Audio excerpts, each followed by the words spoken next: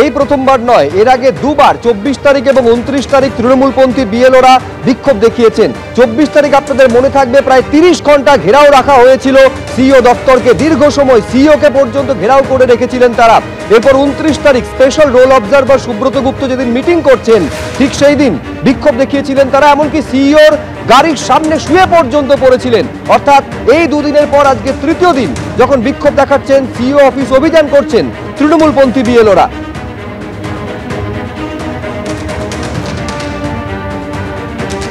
বিএলওদের তো chapter close হওয়ার সময়, আসলে ওদের যেটা নিয়ে অভিযোগ করা, মিছিল করা, বিক্ষোভ করা উচিত ছিল সেটা হচ্ছে বিএলওদের প্রাপ্য যে টাকাটা, সেই টাকাটা সরকার এখনো দেওয়ার নাম বন্ধ উচ্চারণ করছে না, অথচ বিএলওরা সেটা নিয়ে একটাও কথা বলছে। আননেসেসারি শুধু গিয়ে একটা মক ফাইটিং চলছে পুলিশ আর এর বিএলওদের মধ্যে। বিএলও নেই, আবার ওদের বিএলও বলাটা ভুল হচ্ছে। ওদের মধ্যে হাত তুলতে বলুন, কজন বিএলও বেরোবে? 100 জন বিএলও বেরোলে আমি রাজনীতি ছেড়ে দেবো। আপনারা জানেন যে 12টি রাজ্য এবং কেন্দ্রশাসিত অঞ্চলে এসআইআর এর কাজ এই মুহূর্তে চলছে।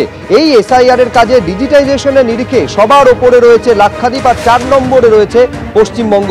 এই 12টা রাজ্য এবং কেন্দ্রশাসিত অঞ্চলে ডিজিটাইজেশনের কাজ কোথায় কতটা সম্পূর্ণ হলো, রুমা পাল আমাদের প্রতিনিধি বলতে পারবেন বিস্তারিত।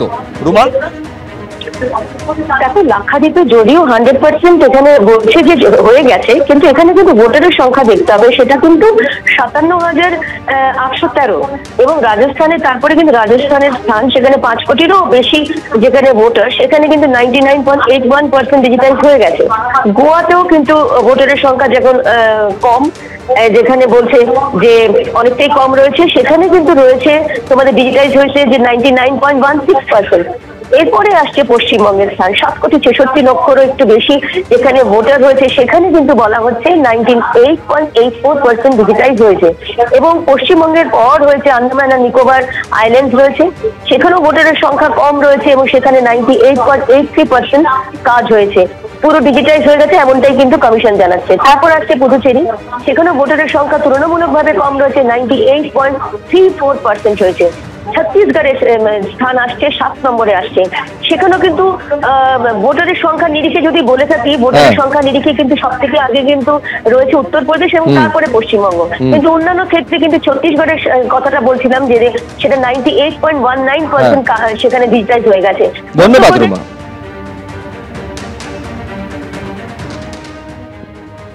মৃত ভোটার, নকল ভোটার এবং নিখোঁজ ভোটারদের খোঁজে কড়া পদক্ষেপ নিল নির্বাচন কমিশন। যে সমস্ত ভোটাররা অন্য কোথাও চলে গিয়েছেন তাদের সম্পর্কে ডিটেল তথ্য নিতে হবে। প্রয়োজনে বিএলওরা নিজেদের মধ্যে বৈঠক করবেন এবং বৈঠক করার পর পুঙ্খানুপুঙ্খ হিসেব দিতে হবে।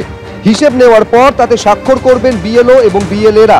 2টি কপিতে সই করে তার একটা কপি জমা দিতে হবে ইআরওদের, অন্য কপি বিএলওরা রাখবেন নিজেদের কাছে। ভুতুড়ে ভোটার তাড়াতে গুরুত্বপূর্ণ পদক্ষেপ, এমনটা মনে করছে নির্বাচন কমিশন।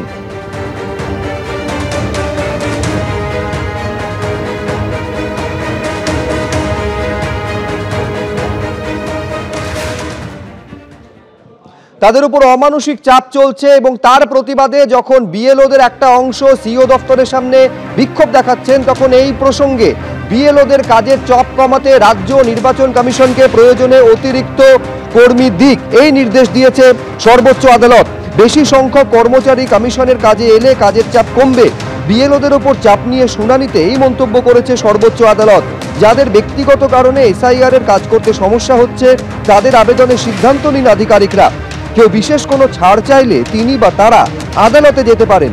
তামিলনাড়ুর রাজনৈতিক দলের আবেদন নিয়ে শুনানিতে এই মন্তব্য সুপ্রিম কোর্টের।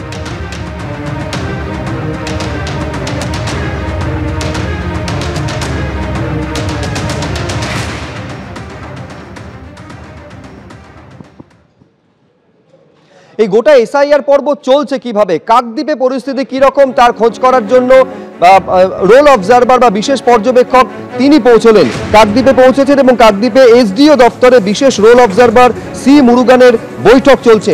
আরো বিস্তারিত আমরা জানবো, গৌতম মন্ডল আমাদের প্রতিনিধি রয়েছেন। কি খবর রয়েছে গৌতম?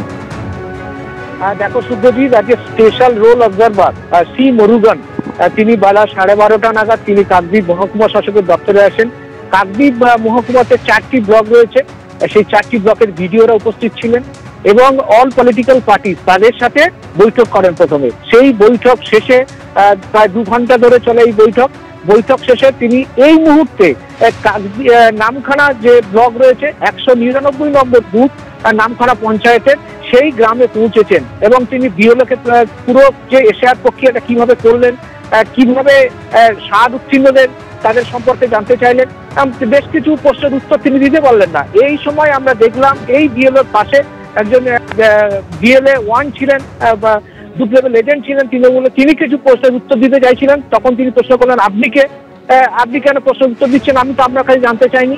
কার্যত বলা যেতে পারে তারপরে এই মুহূর্তে তিনি একজন 60 উত্তীর্ণ একজন মহিলা, বয়স্ক মহিলা, তার বাড়িতে তিনি এলেন সশরীরে এবং তিনি তার পরিচয়, তার সঙ্গে অনেকক্ষণ কথা বললেন, তার যে ভোটার এপিক কার্ড সেটা দেখতে চাইলেন।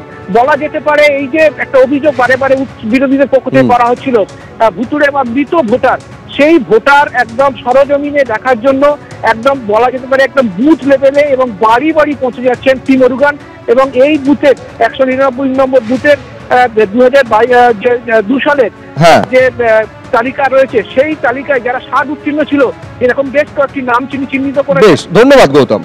এবিপি আনন্দ, এগিয়ে থাকে, এগিয়ে রাখে।